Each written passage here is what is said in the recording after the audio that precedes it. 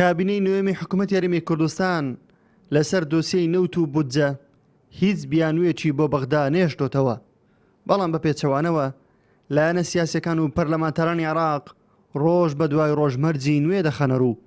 بەپێی زانێرەکان نوێترین مەرجی لەژنەی دارایی پەرلەمانی عێراقەوەیە کە دەبێ هەرێمی کوردستان داهاتی 250,000 بەرمیل نەوت بەو نرخەی کە سۆمۆ دەیفرۆشێت ڕادەستی بەغدا بکات.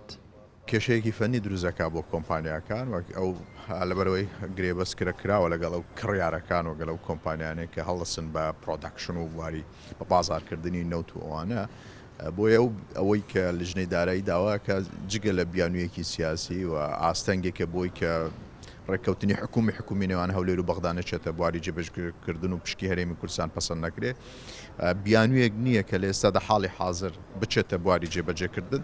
دەکرێت دوای کۆتایی هاتن بە گرێبەست لەگەڵ لایەنە کڕیارەکان و کۆمپانیەکانی بواریینەوت حکوومەت یاریمی کوردستان بینا لەسەر داخوازی ئێستای شەریکەی سۆمۆ و عێراقا نرخی نەوت فرۆشتنی نەوتی خۆی تەزبیت بکە، بەڵام لە حاڵی حاضردا بۆ پێی کە گرێبەست کراوە لەگەڵ لایەنە کڕیارەکان ڕەنگەمە ئاستەنگ دروستکە وەمە کێشەیەکی ئەو تۆ بۆ حکوومەت یاریمی کوردستانی دروستکە کە ناتوانێت ڕەنگە لە ئێستا دەستکار بکەن.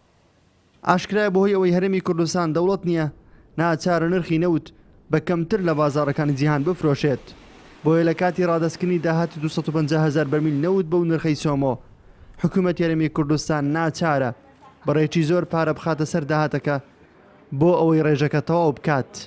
ئەمەش گرفتێکە تا ئێستا هەولێر و بەغدا گفتوگۆی لەبارەوە دەکەن.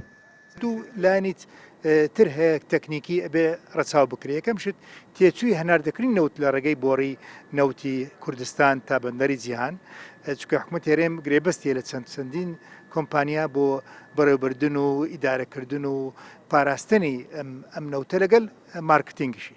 ئەوەی تریش دەستحەقی شەریکاتی بەرهەمهێنەری نەوت ئەویش دەبێ حسابی بۆ کرد بە هەمان شێوازی کە حسابی شەریکاتی ناوڕۆست و خواری و عێراق دەگەڕێت، بە ئەوانش بڕی تێچووی نەفتەکەشیان بۆ حساب کرێ، ئەو کاتەی هیچ کێشە نامێنێ بەرامبەر هەرێم و بەغا. چەند ڕۆژێکە شاندی هەرێمی کوردستان لەگەڵ لێژنەی دارایی پەرلەمانی عێراق لە گفتوگۆدایە بۆ مسۆگەرکردنی بەشە بودجە و ماف و شایستە داراییەکانی هەرێمی کوردستان لە پرۆژە یاسای بودجەدا. گفتوگۆکانیش لەسەر ئەم پرسە بەردەوام دەبن و کۆبوونەوەی دیکە ئەنجام دەدەن. نەورەس عەبدوڵڵا، کوردستان 24 هەولێر.